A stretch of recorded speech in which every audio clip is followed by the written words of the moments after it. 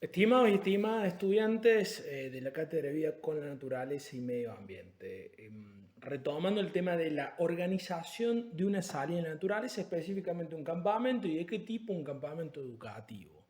Cuando hablamos de un campamento estamos hablando de una experiencia en y con la naturaleza que tenga un triple impacto con uno mismo, en la relación con otros, con otras, o sea, un impacto en lo vincular y principalmente, dado que es un campamento que tiene relación con el ambiente, que tenga un impacto en el vínculo con el entorno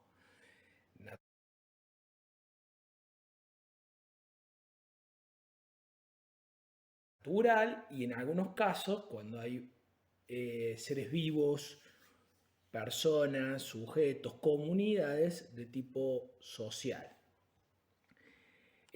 Una organización requiere de pasos, requiere de métodos para procurar aquellos que se intenta lograr y evitar posibles obstáculos que de antemano uno analiza. Tiene un gran componente de previsión y de proyección. Bien, la organización tiene que tener, en principio, tiene que tener tres grandes focos. La viabilidad lo va a dar la experiencia de uno, el encuadre institucional, escuela, colegio, club, institución formal o no formal donde uno lo vaya a hacer, las características del grupo, las características del lugar donde se va a realizar, la época del año. Hay una serie de aspectos que podemos profundizar que hacen a lo viable, o sea, lo realizable, inclusive lo económico. El proyecto en sí, que tiene tres grandes momentos, antes, durante y después, y hay una cuestión que hace la comunicación. Estos tres aspectos son transversales al campamento, la organización, están constantemente. O sea, cada vez que nosotros hacemos una pregunta, che, ¿a dónde vamos? ¿Con quiénes vamos? ¿Qué vamos a hacer? ¿Cuáles son nuestros objetivos? Responde el proyecto, la viabilidad y la comunicación. ¿De qué manera lo difundimos? ¿Cómo convocamos? ¿De qué manera se dan las directivas? Cómo se delegan las responsabilidades, comunicación, proyecto, viabilidad. ¿Cómo va a ser el sostén? ¿En qué época? ¿Quién va a financiarlo? ¿De qué manera lo evaluamos? ¿Quiénes nos acompañan? Viabilidad. O sea, siempre están entrecruzados estos tres pilares fundamentales. Nos vamos a concentrar en el proyecto. El antes, el durante y el después. Yo les voy a compartir un diagrama donde ustedes pueden observar. En el centro está el lugar y el grupo. Son dos pares complementarios. Uno me va a dar información del otro y viceversa. Como yo miro el lugar, el entorno, va en relación también con el grupo. Y a su vez, qué cuestiones del grupo me da información a mí para poder ver el lugar y qué cuestiones del lugar que yo selecciono son acordes a la característica del grupo. Sobre eso, fundamentación, el por qué y el para qué, que es un campamento, que es un campamento con características ambientales, con características educativas, qué tipo de intervención educativa es. Todo eso va en la fundamentación, en la justificación.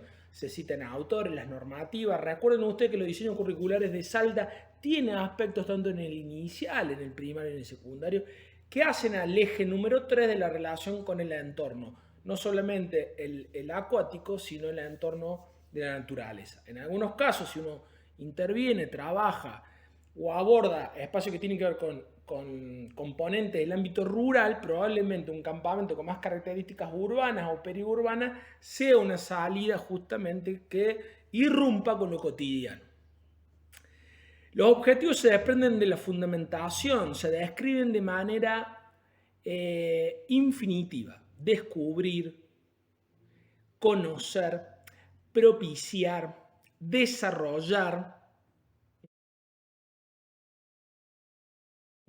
Responden a las tres competencias que tenemos elaboradas nosotros, que es una competencia del saber, procedimental, saber hacer, perdón, saber es más de tipo conceptual, el saber hacer es más de tipo procedimental y el saber ser es más de tipo actitudinal. Ya después lo vamos a profundizar. Sobre los objetivos aparece el cronograma u organigrama. En este caso, cronograma, ¿qué nos va a dar el cronograma? Nos va a dar, por un lado, todo lo que hace a un mapa o una planificación más específica, donde van a estar días, horario, actividades, o sea, las acciones estratégicas, quiénes van a estar a cargo, en qué lugares, qué materiales, y muchas veces se utiliza los propósitos o micropropósitos de aquello que se va a llevar a cabo en ese encuadre. El cronograma nos da un pantallazo, un mapa de recorrido del campamento. Los recursos materiales, económicos y humanos que van a estar intrincados, y nosotros vamos a desarrollar aparte en el cronograma. El lugar hay que describirlo, no solamente la dirección donde queda, sino hay que hacer una descripción de flora, de fauna, de componentes fitosanitarios, geográficos, la época del año, las características específicas del lugar. Nosotros estamos hablando de un campamento educativo, por ende, el lugar tiene que tener habilitación. El lugar tiene que tener no solamente la habilitación de uso, supongamos un camping, sino la habilitación para un pernocte. Tiene que tener instalaciones en cantidad y calidad en función de cuántos somos los que vamos a ir, de las edades y de las características de ese grupo. El aspecto del grupo, como bien decimos, deberá tener presente esa ficha médica que nosotros le vamos a solicitar. Una autorización en el caso de que no sean mayores de 18 años o no tengan la patria potestad, es decir, que sean niños, niñas o jóvenes, enmarcado en la ley 26061. Bien, una autorización padre, madre o tutor de ambos.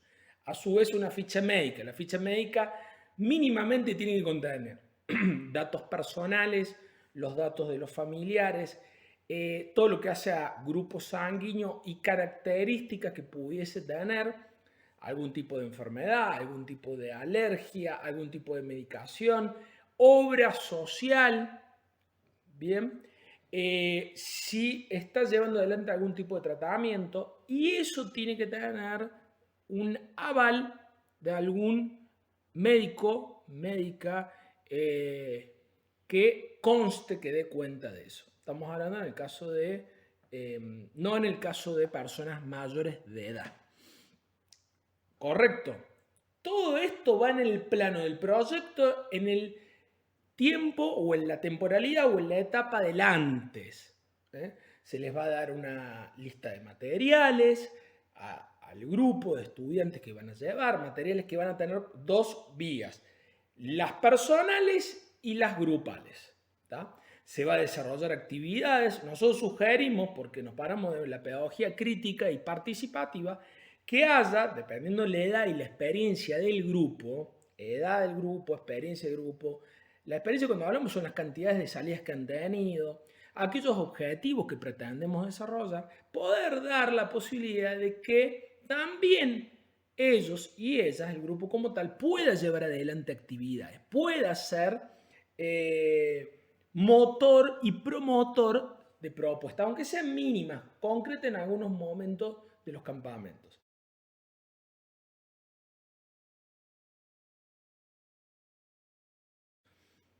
Cuando se puede. Cuando no se puede, todo descansa, entre comillas, en la facilitación de los profesores, docentes, adultos encargados del mismo, que van justamente en las acciones. Las acciones, nosotros, como bien le hemos venido viendo en el año, estarían expresas en actividades de tipo técnicas, o sea, específicas con la naturaleza, como puede ser la caballería, como puede ser la orientación, como puede ser la construcción de objetos rústicos, como puede ser la cocina, el armado de fuego, fogón, velada.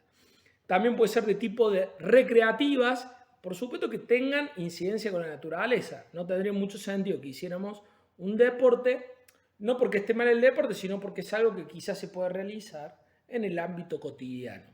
Sí buscar actividades de tipo recreativas o recreadoras que nos conecten con nosotros mismos, que nos conecten con el otro y con la naturaleza.